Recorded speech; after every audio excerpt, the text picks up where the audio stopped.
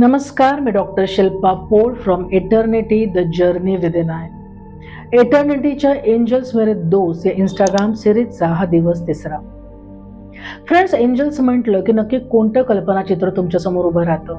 जेव्हा तुम्ही गुगल करता तेव्हा कोणत्या प्रकारच्या इमेजेस तिथे पॉपअप होतात? निश्चितच कुठली एक व्यक्ती तिथे आपल्याला दिसत नाही, कुठलं व्यक्तिचित्र नसतं, कुठला स्पेसिफिक प्राणी दिसतो असं नाही आहे. त्याला चेहरा कधी असतो, कधी अस्पष्ट असतो, कधी एक मोठाचा जगा घातलेला असतो, कधी नुसते पंख दिसतात मिटलेले, कधी उघडलेले. कधी छोट्याशा बाळांच्या स्वरूपात ते एंजल्स दाखवले जातात, तर कधी इवल्या इवल्या पर्यांच्या स्वरूपात. मग नक्की एंजल्स दिसतात कसे? सर्वप्रथम हे समजून घेऊया की मनुष्याने नेहमीच आपल्या आजूबाजूच्या वातावरणातल्या ऊर्जेला आपल्या बुद्धीला आणि आपल्या पंचेंद्रियांना आकलन होईल अशा पद्धतीनेच डिकोड केलेलं आहे.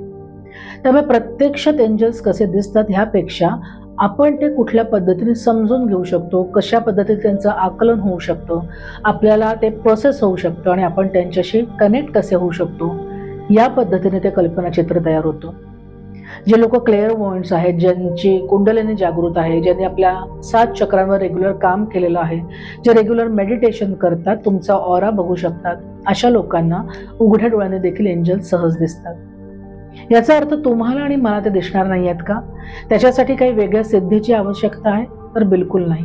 त्याच्यासाठी कुठलंही वेगळं सर्टिफिकेशन करायची गरज नाहीये. एक मात्र आहे की तुमचा दृढ विश्वास पाहिजे त्यांच्या अस्तित्वावर, आणि ते तुम्हाला मदत करायला उत्सुक आहे, ते तुमच्या आजूबाजूला आहेत या फॅक्टवर.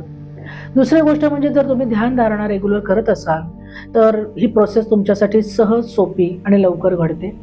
जर यापैकी तुम्ही काही करत नसाल तरीही जर तुम्ही रेग्युलर प्रॅक्टिस केलीत तर हळूहळू एंजल्सचं अस्तित्व तुम्हाला जाणवायला लागतं. पण जसं मी सुरुवातीला म्हटलं की एंजल्स कोणी व्यक्ती नाहीये, ती कोणी स्त्री किंवा पुरुष नाहीये, लहान बाळ नाहीये. ते एक अत्यंत दिव्य भव्य असं ऊर्जेचं स्वरूप आहे.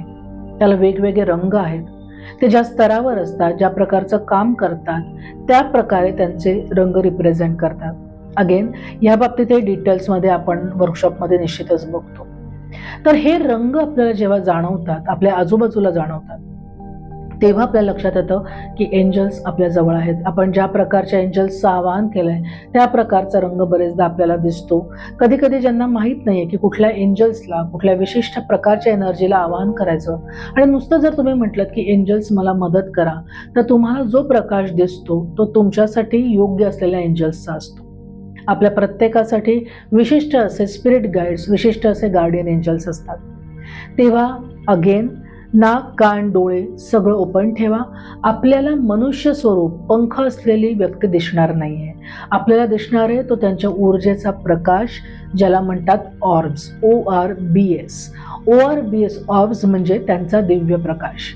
प्रत्येक प्रकाश विशिष्ट एंजल्सशी निगडीत आहे.